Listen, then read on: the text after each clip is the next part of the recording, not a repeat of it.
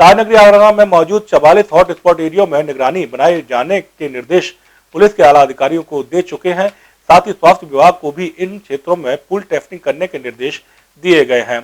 प्रशासनिक अधिकारियों ने इन्हीं आदेशों का जायजा लेने के लिए मंगलवार को मून न्यूज की टीम के साथ वार्ड 75 के सेक्टर 7 में बने हॉट स्पॉट में लोगों से धरातल की स्थिति का जायजा लिया।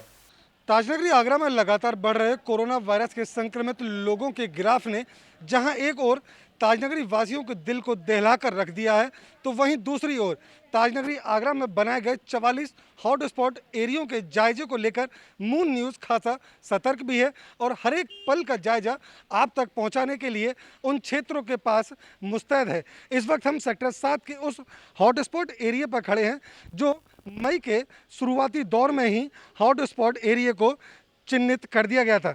यहाँ पर एक महिला जो निवास करती थी वो पारस हॉस्पिटल में उपचार के दौरान कोरोना संक्रमित पाई गई थी, जिसके बाद उन्हें अपने निवास पर नहीं भेजा गया था। लेकिन उसके बावजूद भी क्योंकि वो यहाँ रहती थी, इसीलिए इस पूरे एरिया को हॉट स्पॉट एरिया घोषित कर दिया गया था।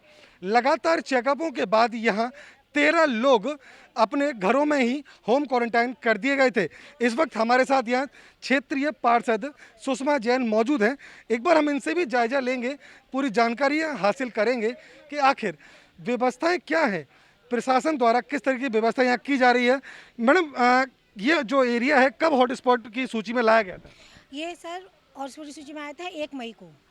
ये यहाँ पर फिर हमने सीएमओ ऑफिस में हमने कहा था तो उन्होंने चेकअप किया, तो वहाँ यहाँ पर 13 लोग निकले थे, क्वारंटाइन के लिए कर दिया गया था। उनके घर परिवार के ही लोग थे, जो महिला निकली थी।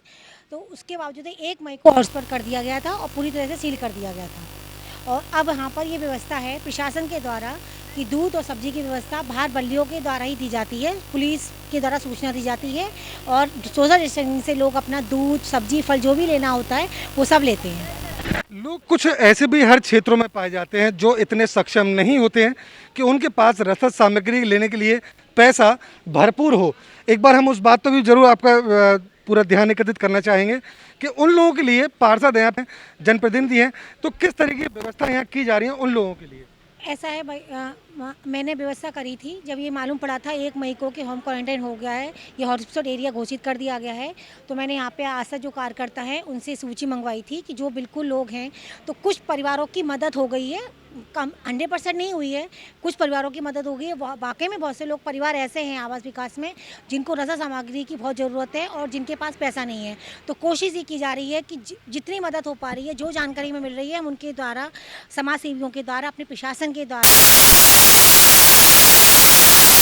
यहाँ पर अपनी सहायता दे रहे हैं। हॉटस्पॉट एरिया है, लोगों को निकलने की अनुमति नहीं है, ना ही यहाँ जाने की किसी को अनुमति होती है।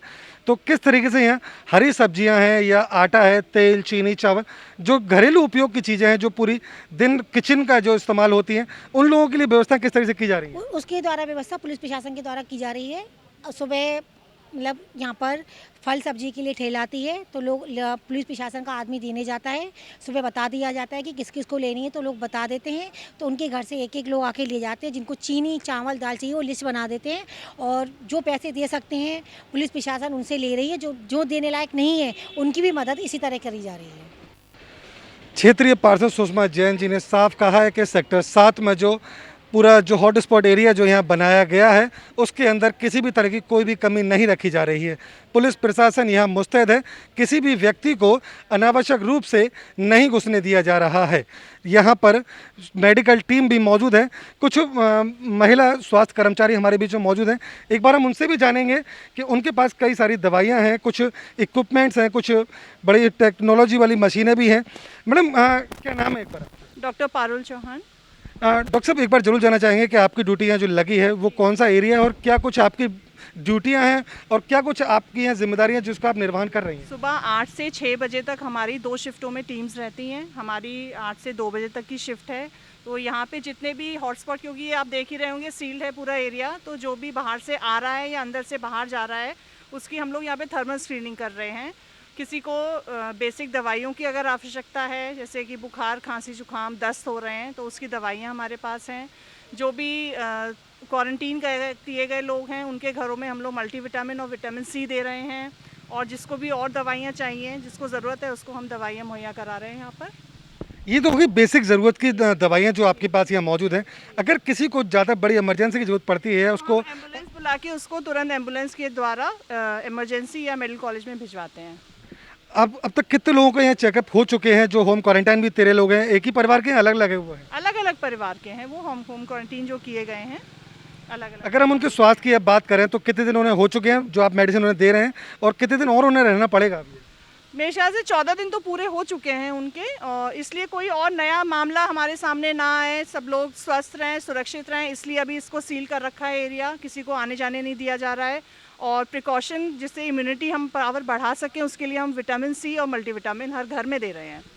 तो ऐसा कोई भी घर नहीं है, अगर हम बात करें तो कितने परिवार हैं और प्रतिदिन कितनी दवाइयाँ जो आपके पास से डिस्ट्रीब्यूट होती हैं यहाँ से? लगभग हमारे पास 30-35 परिवार, मतलब लोग तो आ ही जाते हैं दवाइयाँ लेने। किसी को जुकाम हो रहा है, खांसी है, बुखार है, तो अमूमन एक दिन में 30 से 35 मरीज़ हम देख लेते हैं। बाहर के भी लोग आ जाते हैं क्योंकि सड़क हम लोग रोड पे बैठे हैं, तो जो भी जिसको आवश्यकता होती है हमारे पास आ जाता है। डॉक्टर पारोल ने साफ कहा है कि यहाँ स्वास्थ्य विभाग की टीम अपने काम के निर्वहन को लेकर बड़ी ही खासा सजग है, मुस्तैद है, और हर एक परिवार को ही यहाँ जो क्वारंटाइन किए गए थे उन्हीं को नहीं बल्कि पूरे क्षेत्र में या जो लोग सड़कों से गुजरते हैं उनके लिए भी स्वास्थ्य विभाग की टीम द्वारा दवाइयाँ वितरित की जा रही हैं। विटामिन सी जो इम्यूनिटी पावर को इंक्रीज़ करती है उसका डिस्ट्रीब्यूशन भी यहाँ प्रॉपर वे में किया जा रहा है। साथ ही इस जो हॉटस्पॉट जो एरिया है इसके अंदर आने और जाने वाले सभी लोगों की थर्मल स्क्रीनिंग से ही उन्हें गुजरना पड़ता है। बिना थर्मल स्क्रीनिंग के गुजरने के अलावा किसी को भी प्रवेश या यहाँ से निकास नहीं दिया जा रहा है। किसी भी तरह की कोई भी कमी ना हो, साथ ही साथ किसी भी प्रकार की कोई अनियमितता न बरती जाए, इसके लिए पुलिस बल भी यहाँ मौजूद है। मैं अपने कैमरा साथी से जरूर चाहूँगा कि एक बार आपको वो पुलिस कर्मियों के नज़ारे दिखाएं जो यहाँ बखूबी मुस्तैद हैं। शुरुआती दौर से ही यहाँ मुस्तैदी के साथ अपनी ड्यूटी का निर्वहन किया जा रहा है ताकि किसी भी होनी अनहोनी पर पाबंदियाँ लगाई जा सके। पूरा कैंप यहाँ लगा दिया गया है। मई के शुरुआती दौर से ही इस एरिया को जहां हॉटस्पॉट किया गया था उसी के साथ से ही स्वास्थ्य विभाग की टीम और पुलिस बल यहां पर मुस्तैद है। इन्हीं तरीके से आगरा नगरी में जो 44 हॉटस्पॉट एरिया हैं उन सभी के नज़ारे मून न्यूज़ आपको लगातार दिखाता रहेगा। जिस तरीके की जो व्यवस्था हैं उन पर भी प्रकाश डाला जाता रहेगा। मैं अनिल चौधरी, वीडियो जर्नलिस्ट तारा चंद के साथ, मून न्यूज़ आगरा।